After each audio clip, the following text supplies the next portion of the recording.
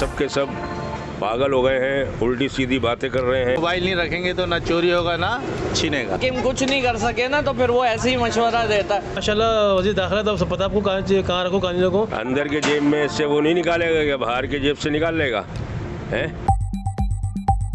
तो सिंपल बात है, प्लीज़ इंश्योर कि आप खुद भी अपनी हमारी मदद करें। सिक्योर जो मोबाइल्स ऐसी जगह रखें, अगर आपने पॉकेट के अंदर की साइड रखेंगे चोरी नहीं होगा, अगर पॉकेट में डालेंगे तो चोरी हो जाएगी। ये सब के सब पागल हो गए हैं, उल्टी सीधी बातें कर रहे हैं। कोई बोलता है कि चीनी खाना बंद कर दो, चीनी महंगी है। कोई बोलता है कि माचिस इस्तेमाल नहीं करो, माचिस महंगी है।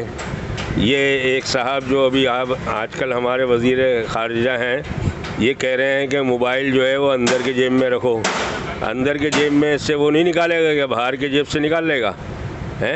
मुल्क में रहेंगे तो बहुत कुछ होगा, मगर मोबाइल नहीं रखेंगे तो ना चोरी होगा ना छीनेगा। अब छीनेगा कैसे, ना होगा तो नहीं छीनेगा। हमें बताओ ऐसी कोई जगह है जहाँ रखते हैं? हमारे तो एक जगह से बस रखने के लिए, जो मैं बोल सकता हूँ आपको। कुछ जेब में होंगे तो आगे ले आएंगे, बाइक की जेब में होंगे तो आगे ले आएंगे। और जगह कौन सी है? अब वो तो है छोटी चीज़ कि अल्लाह स्वार बना के जेब में मुँह में रख ले आदमी, कुछ कर ले इसको। तो भाई आप माशाल्लाह वज़ीर दाखिला तो सब पता आपको कहाँ रखो कहाँ नहीं रखो। तो हमें बताएं एड्रेस उस जगह का जहाँ हम रख दें। भाई ऐसी जगह कौन सी है जो जहाँ रखा जाए, वो वज़ीर दाखिला बता दे। ज़्यादा से ज़्यादा बाइक में रख सकता है, जेब में रख सकता है, लेकिन वहाँ पे भी नहीं छोड़ते डकैत। तो छोटी इदारे तो बाद में आते हैं, जब सब चीज़ हो जाती है, वारदात हो जाती है, फिर आते हैं एहलकान। तो क्यों कि हम ऐसी जगह रखें, न देख के न यूज़ करें, जेब में रखें या घर में रखें, तो हमने लिया क्यों? चोरी रोक रहे हैं उन लोगों का काम है जो इतने महंगे टैक्स वगैरह सब कुछ हमसे लेते हैं कि भाई हम आप लोगों की प्रोटेक्ट क्या करेंगे या कुछ गरीबों के लिए कुछ करेंगे, तो वो तो करते कुछ नहीं। फिर उससे ऊपर हमें बोलते हैं कि आप अपनी चीज़ें खुद संभाल के रखो। तो वो आए क्यों और क्यों हमें बोल रहे हैं कि आप ये चीज़ें ख़रीद लो लेकिन घर में रखो? तो ख़रीदने का फ़ायदा हमारा क्या हुआ सर? कोई तुम्हारे से कंट्रोल नहीं हो रहा है, कोई भी महकमा तुमसे कंट्रोल नहीं हो रहा है। पूरे पाकिस्तान को तुम लोगों ने तबाह व बर्बाद कर दिया है, और नाम लेते हो कि अंदर जेब में रख लो और बाहर की जेब में रख लो। तुम लोग खुद महफूज नहीं हो, तुम लोग हमारे को क्या महफूज करोगे? तो मोबाइल को ख़त्म करना चाहिए, दोबारा वही ख़तो खुदूद का सिलसिला चलना चाहिए, पेजर सिस्टम वापसी आ जाना चाहिए। जब हाकिम कुछ नहीं कर सके ना तो फिर वो ऐसे ही मशवरा देता है। जब वो हमें ले जा रहा है ज़मीन के अंदर तो फिर हमें वही करना चाहिए, मोमबत्ती का इस्तेमाल करें, पन के हाथ के इस्तेमाल करें, मोबाइल को ख़त्म करें, वही ख़तो खुदूद पे आएँ। वो चाह रहे हैं कि भाई आप पीछे की तरफ जाओ अपने बाप दादाओं के दौर के अंदर, तो हम वही करेंगे, अब और क्या कर सकते हैं। ये वज़ीर आज़म जो भी है, लेकिन ये जो कर रहे हैं ये तो गलत है।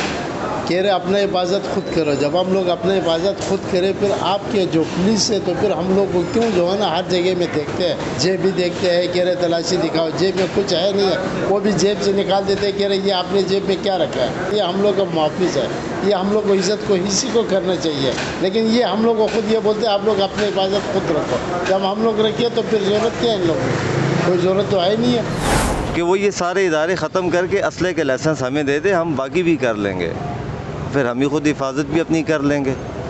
ठीक है ना? तो ये ज़्यादा आसान है। वज़ीर दाखिला साहब से मेरी ये गुजारिश है कि आप असले के लाइसेंस को आम अवामुन्नास के लिए आम करो। ये जो लाइसेंस आप अपने ख़वास में बांटते हैं ना, आप ये उसको छोड़ दो, आप ये हमें भी आम आवाम को भी दे दो। डाकू जाने हम जाने, मर तो हम वैसे भी रहे हैं, चलो दो चार को मार के मर जाएंगे। उससे आपका ये फ़ायदा होगा कि कम से कम आपके गार्ड्स की तनख्वाहें कम हो जाएंगी, क्योंकि मुस्तकबिल के लिए हम तो उन्हें मार देंगे डाकुओं को, आप महफूज हो जाएंगे, हम भी मर जाएंगे। तो ये शहर चूँकि आपका है, आपके बाप दादा का है, आप लोगों की जागीर है ये, हम आपके लिए रियाया की क्या, हम तो ग़ुलामों की हैसियत से यहाँ पे ज़िंदगी गुजार रहे हैं। रखे तो कहाँ रखे? अब 2000 की चीज़ के लिए अपनी जान तो हम नहीं देंगे, जाहिर सी बात है दे ही देंगे। लोगों की तो पूरी तलाशी लेके लोग लूटते हैं, कहीं से भी देना ही है ना भाई। गन के आगे कौन मना करेगा? बोलेंगे नहीं भाई ले जाओ।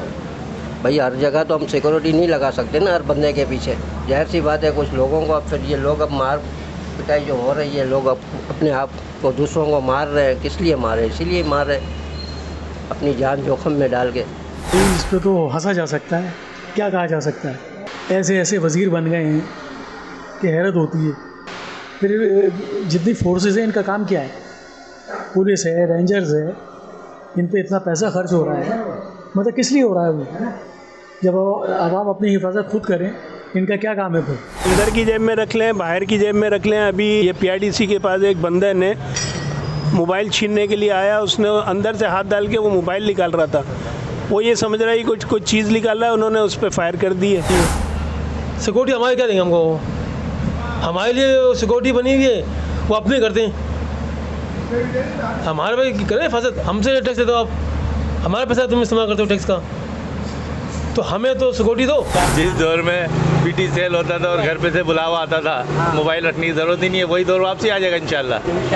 हाँ, हम तो उस दौर में भी खुश थे, इस दौर में रो रहे। क्यों ऐसा? ये हमारा अपना कसूर है, हमारे वज़ीर आला का कसूर है? मुझे नहीं लग रहा कि हमारा कोई कसूर है। हम तो जब भी रोटी कमाते खाते आ रहे थे, आज भी रोटी कमाते खाते आ रहे हैं। ये मशवरा देना कि इसको अंदर की जेब में घुसा दो, खुदारा शुक्र है इन्होंने कुछ और ही अंदर नहीं कह दिया हमें, यहीं तक इन्होंने बात को रखा। यह है कि आवाम को प्रोटेक्ट करना, उनके जान माल की हिफाजत करना, वो यहाँ पे किसी का भी मकसद नहीं है। ना हमारे दिफाई इदारों का मकसद है, ना हमारे सिक्योरिटी इदारों का ये मकसद है। वो तो अपनी हिफाजत में लगे रहते हैं। एक अगर उनका अफसर आ जाए तो 400 गाड़ियाँ और गन उसके लिए लगे होते हैं। उसके आगे पीछे प्रोटोकॉल, हटो बच्चों की आवाज़ें, गाड़ियों में बैठे हुए पीछे बेचारे 4 सिपाही लोगों को इशारे दे रहे होते, ऐसे से। अबे भाई तुम क्या ट्रैफिक वार्डन हो? इंडोनेशिया के अंदर मस्जिद के अंदर नमाजी नमाज़ पढ़ने आते हैं ना, तो वो लाइन से मोबाइल चप्पलों के साथ रख के चले जाते हैं। वहाँ कोई भी आता है, वो अपनी चप्पलें उतारता है, मोबाइल रख के चले जाता है, नमाज़ पढ़ता है। वहाँ तो ये चीज़ें होती नहीं है। यहाँ तो गन पॉइंट पे मोबाइल भी छीन लेते हैं, पैसे भी छीन लेते हैं, क्योंकि कोई निज़ाम ही नहीं है यहाँ पर। मेरा किसी भी जमात से ताल्लुक़ नहीं है और ना मैं किसी जमात का मेंबर हूँ, ना कारकुन हूँ, लेकिन मैंने अब तक जो 70 साल की उम्र मैंने गुजारी है, मैंने देखा है कि सारे चोर हैं, सारे बेईमान हैं, सारे झूठे हैं। कोई रोटी कपड़ा और मकान का बात करता है, लेकिन उन्होंने ना रोटी दी है, ना कपड़ा दिया, ना मकान दिया। रोटी की जगह पे हमें गोली दी, कपड़े की जगह पे हमें कफन दिया और घर की जगह पे हमें खबर दी। और मैं अपने पूरे पाकिस्तानी भाइयों से एक अपील करता हूँ कि सिर्फ एक जमात है जिसको हमने आज तक जो है हुकूमत नहीं दी और ना वो हमारी हुकूमत में आए हैं, जिसका नाम है जमात इस्लामी। पूरा पाकिस्तान एक मरतबा जमात इस्लामी को इतने वोट देकर कामयाब करें कि वो अपनी पूरी ताकत के साथ हुकूमत बनाएं।